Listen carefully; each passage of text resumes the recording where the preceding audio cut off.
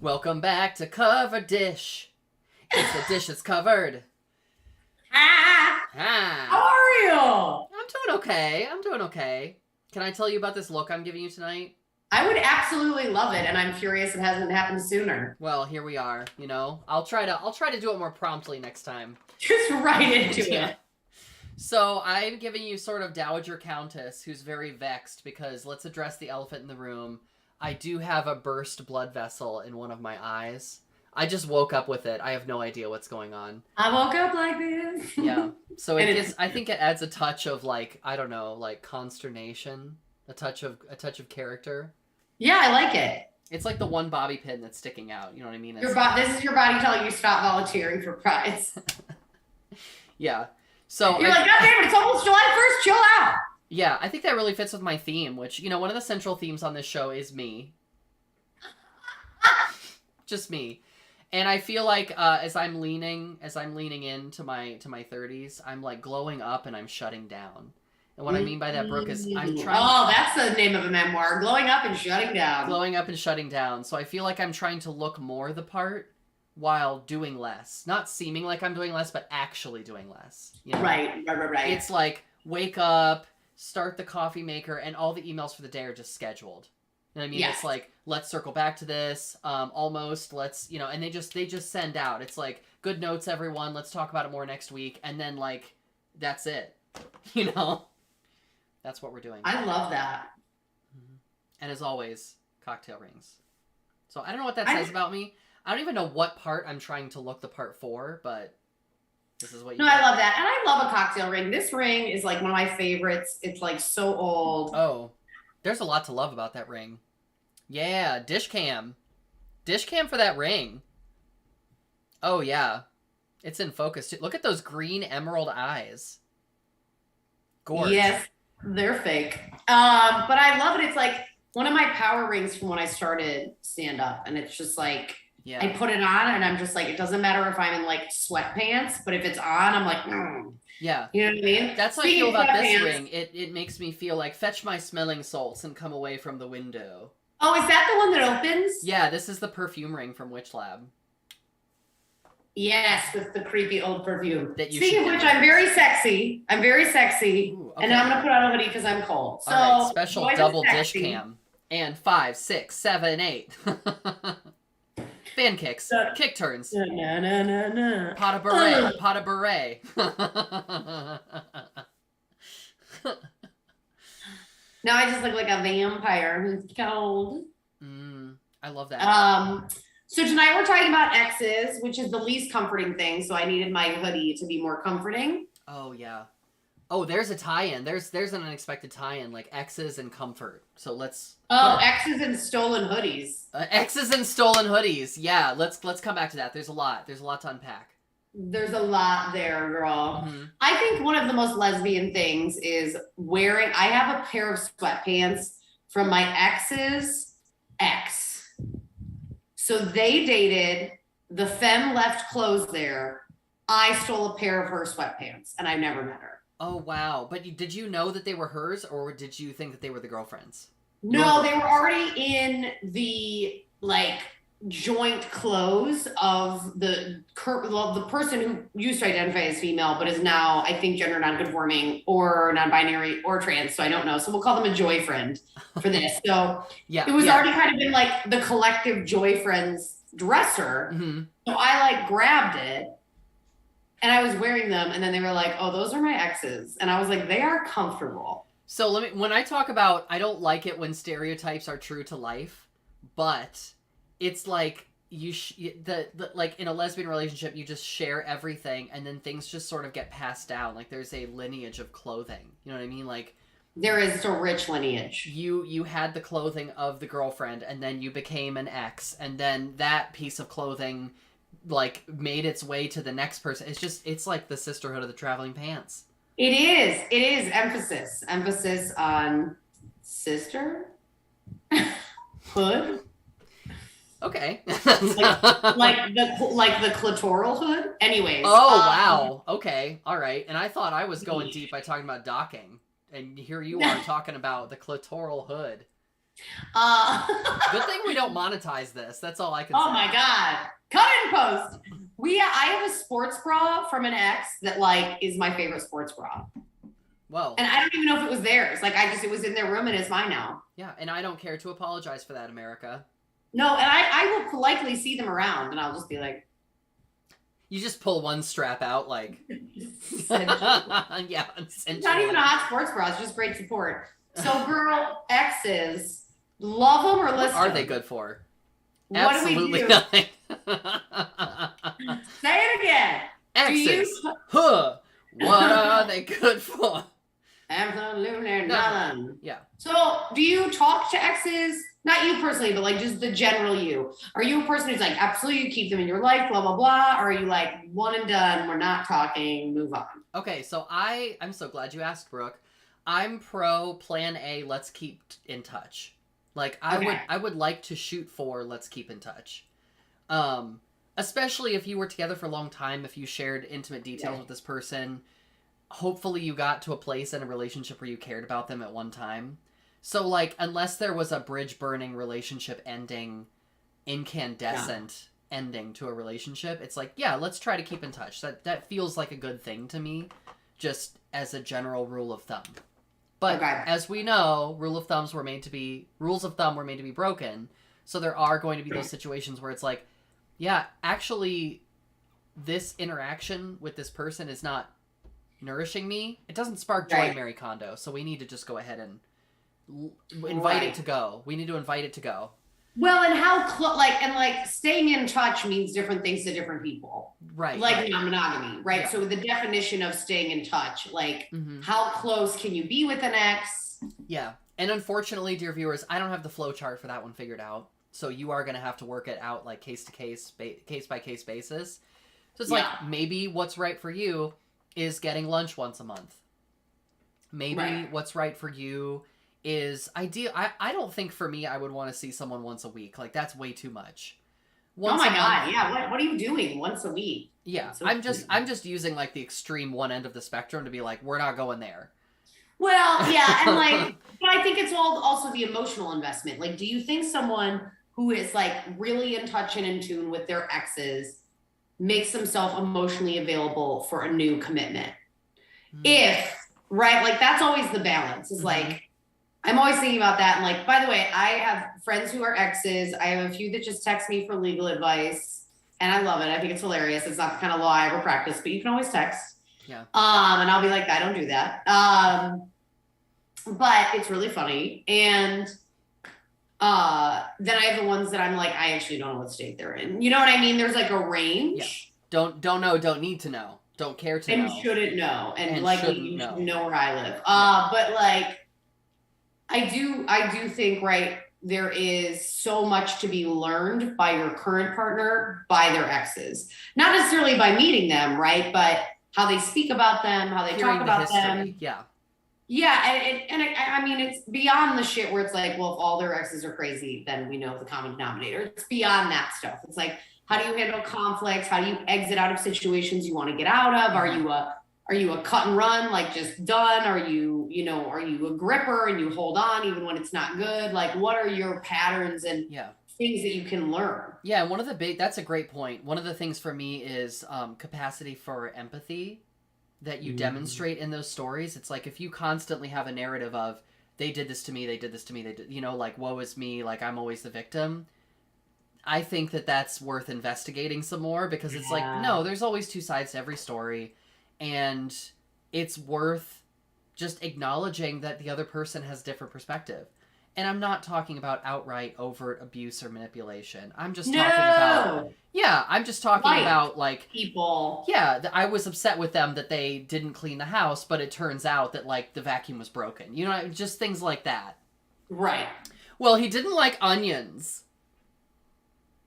I mean, that is a reason to break up with someone. I put garlic and onions in everything. You'll die. Cancel. You won't eat. Bridge burn. Like, that's it. No, I think that's actually, a good point. Like, turns out he was deathly allergic to onions. And he's just yes, and I get it. Yeah, I wondered why he kept asking me to stick him with that pen. I'm not doing that. Oh. Am I a doctor? Get away from me. But yeah, I think that is actually really helpful because even the way I think that's a good point of like how people talk about it. Because a lot, oh my God, like they were just so terrible. And I'm like, how are you then in it? Because I'm like, honestly, when someone's terrible to me, I'm terrible back. Like I'm just again, like I'm not going to be canonized in the Catholic Church for sainthood. I'm not. So I'm just gonna let you know that right now. I've never performed any miracles. There's a long list for canonization in the Catholic Church. I think Mother Teresa's in the waiting list. Get in the chat. I think working miracles is up for debate, but I think you need to have 3 miracles to be a saint. Yeah, and they need to be witnessed. And they have to be like legitimized by the Catholic Church. So by someone with a brain, so a man. Yes. So it's very complicated. But so yeah, I'm like, what if, like if someone treats me, if you're like talking to someone and they're like, oh my God, they were so terrible, they're so terrible, blah, blah. I'm like, okay, how are you in that situation? And if you're like, I was great, I'm gonna be like, oh, okay. Like, you're a fucking liar. Like there's just no, like it's not, and again, I would prefer if you were like, I was a bit of an asshole. Great. Yeah. Because then I know you actually have some self-awareness. Yeah. It reminds me of the Jinx Monsoon perfume commercial. Delusion. Convince yourself. Yes. Or the SNL red flag Kristen Wiig. Fully, yeah. Red flags. One of her pinky nails is way longer than the rest. Yeah. So I love that. Is a club promoter. Exes are, it's interesting in queer relationships too, because our communities are smaller. Yeah. Our communities are smaller. We just have less people. Counter to the New York Times, who's like posting these like terrible pieces about trans people. It's like, trans people are everywhere in youth. What's happening? And I'm like, fucking New York Times. Where did they all come from? What, do they feel safe to be themselves? Right. How dare they? How dare they leave the house and see the light of day? So whatever. But contrary to popular belief, New York Times and Breitbart News, we're still the minority, and queer folks are still the minority. So like, burning bridges gets more complicated when your community is so small. Oh my gosh, girl. When I was in high school, I was a gay boy, which I always have to say with this because it like makes me mildly uncomfortable. So I have to like add a little bit of that to it. Yeah. Don't tell me not to live. It's like that was the kind of gay I was. I was a theater kid. So I hooked up with yeah. What? You? And I hooked up with the only other out gay boy in the school. Like you do. Actually, there were 3 of us, and one of them I was like, no, that's not gonna work out. And then the other, like, me and the other one were like, maybe this will work. And then pretty quickly after we tried a couple things, we were like, no, that's not gonna work. So that was illustrates your point, which is very small community, like. Yeah. In this instance, like laughably so. But we did also have to continue to be civil. Like we were going to keep seeing each other. Well, right. What are you going to do? At school in productions. Yeah. What am I going to do? Like not be in a chorus line? Yeah, exactly. Oh my God, girl, I love you so much. Oh my God, did you pick a chorus line? I was trying to think gay. I was trying to think of something really gay. One. Okay. Anything goes. In olden times when, all the Cole Porter. So much Cole Porter. One might say too much, but not me. One might, but one doesn't.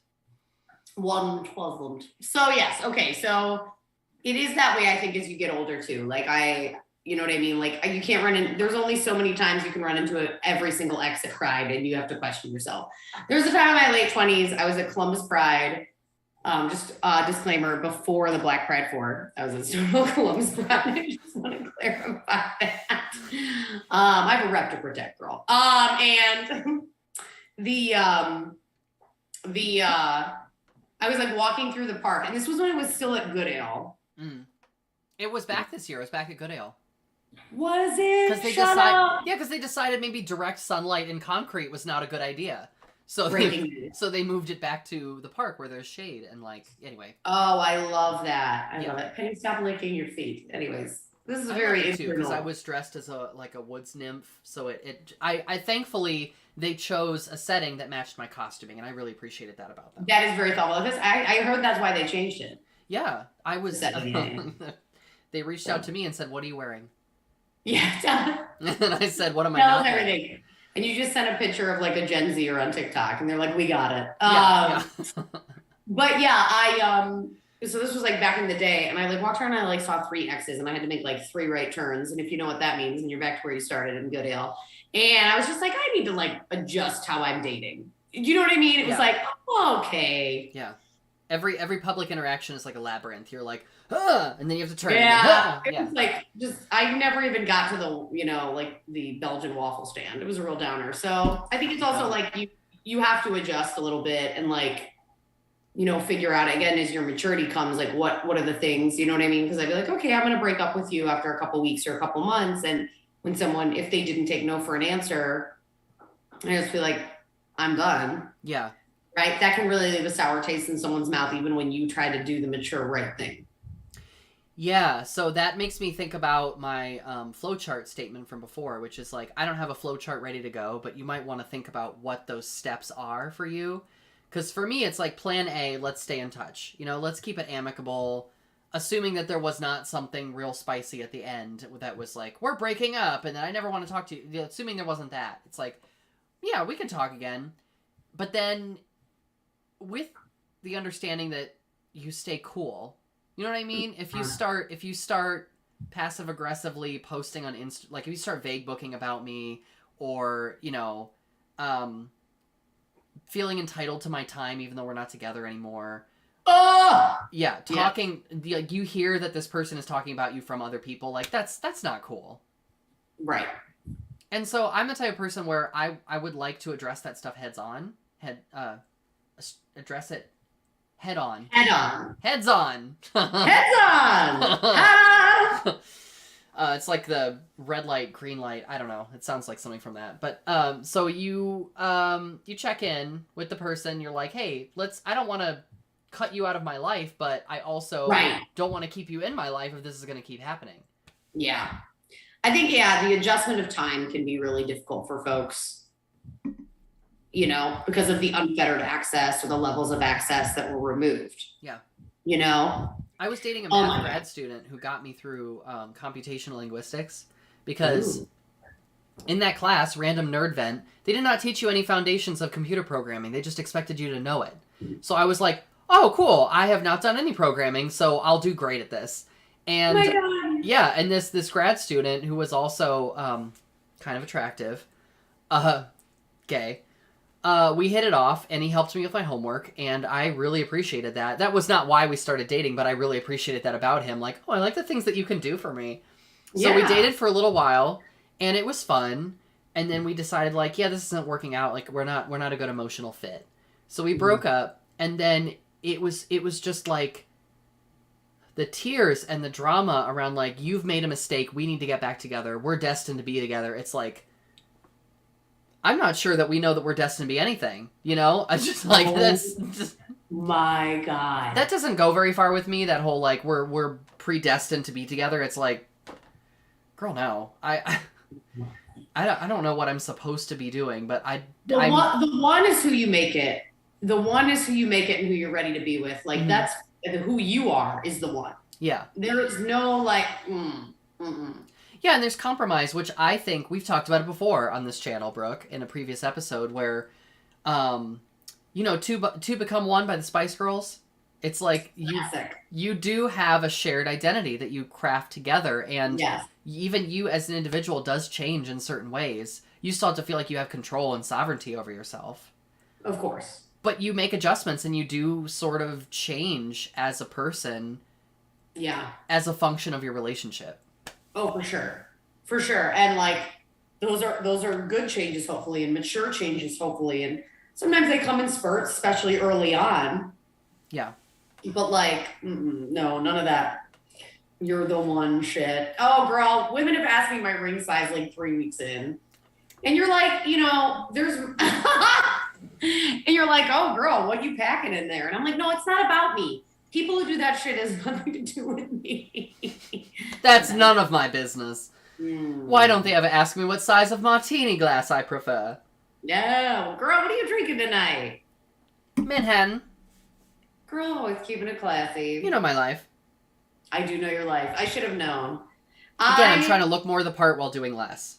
And for me, I've never met someone who knows more drinks to make in a martini glass than you, and you only know like 3, but it's just mind blowing to me. yes. I think I had to think about it. Yes. Yes. But here's the thing. The drama of stemware is just too alluring to say no. Say it again. The mystique, the allure, the cachet of stemware, the fantasy is just too much to say no. So, you know what? It's like, if burlesque has taught me anything, it's like, you make the occasion. And if holding on to a little stemware glass and swirling a drink is going to make you feel a little more special tonight, then do it, honey. Girl, I love that. I have a question for you, and it's a controversial question that has to do with exes and Damn Savage. Oh, okay. So Damn Savage has a rule for breakups when there's older or younger, and it's the campsite rule, right? Leave the person better than when you found them.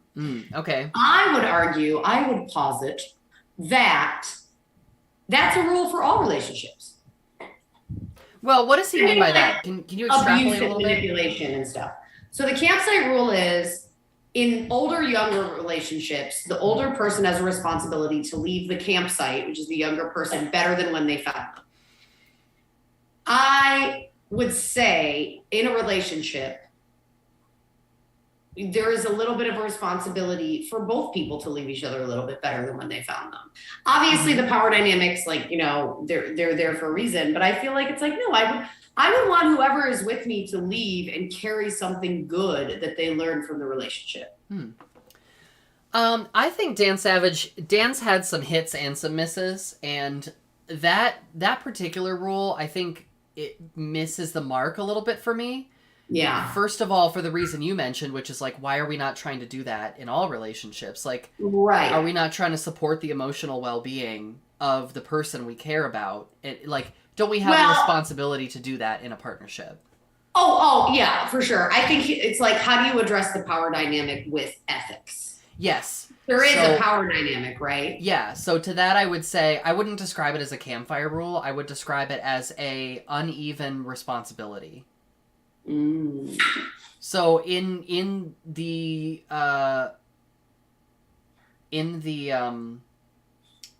like taking that power dynamic into account. Yeah. The older person is in a position of power over the younger person in terms of resources, experience, credibility. Right. So I think that they have to hold that responsibility for the younger person to not do things like actively screw them over. Right. You know? Yeah. Not to manipulate or to not coerce, but what's that word where you expect something from someone because you are providing for them? Under duress? Girl, you're getting too legal. I don't know. Sorry. No, it's okay. In a kidnapping situation. Trespass to chattels. Yeah, there's a word that I can't think of that means well, you have to do certain things for me because I'm providing for you and paying for things and I'm letting you stay with me for free and that sort of stuff. Quid pro quo? Yeah, it's like quid pro quo. It's like you can't that is not... We're going to spend the rest of the time trying to figure out this fucking word. Yeah. No, I get that. But I do think there's here's the challenge with that. With time comes experience.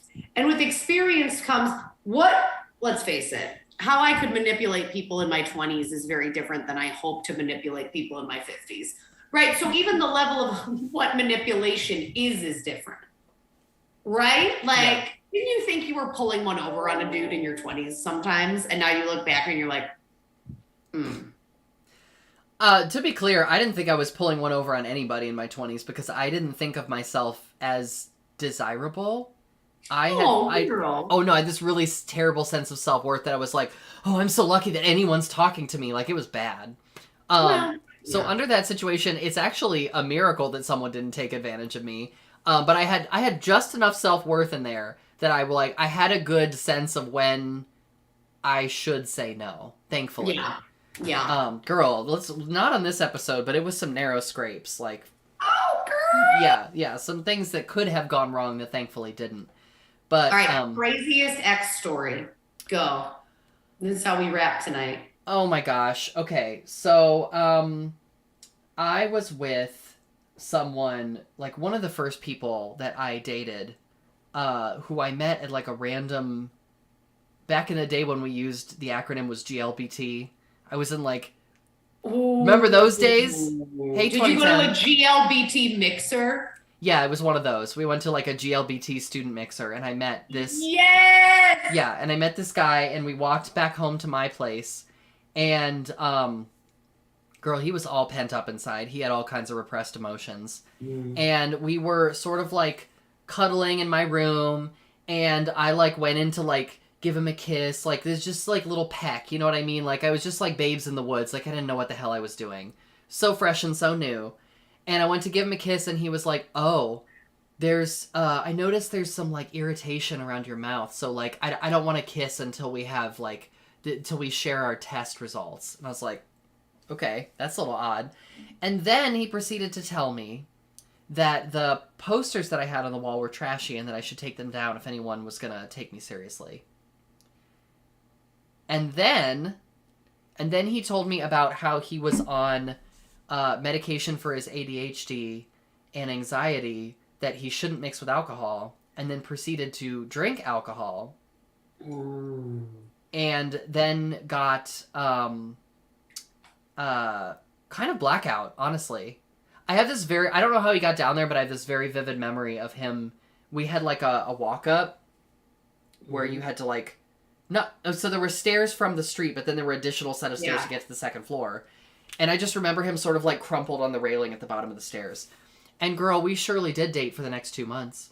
No, you did not. Yeah, we did. Did you keep the posters up or did you take them down? Oh, I kept them up. I kept them up. It did continue to come up in conversation, and I was just like, oh, that's weird. I don't know why those are still up there. It was just sort of like my own joke, you know? Wow. I was like, oh, that's crazy. I thought I took those down. And then he would just sort of give me this look like, you know what I mean? I didn't say anything else about it. Where is he now? Do you know? I have no idea. I remember the last time we got lunch was in probably 2013, 2014. So a long time ago. And thankfully it was one of those lunches where you're like, thank God we broke up. Yeah, and like we're never going to talk again. And I know it and you know it, hopefully. But I know it, so that's what matters. Yeah, that was definitely like it was harrowing while we were dating, and it was harrowing after we broke up. You did it. You got out. Mm-hmm.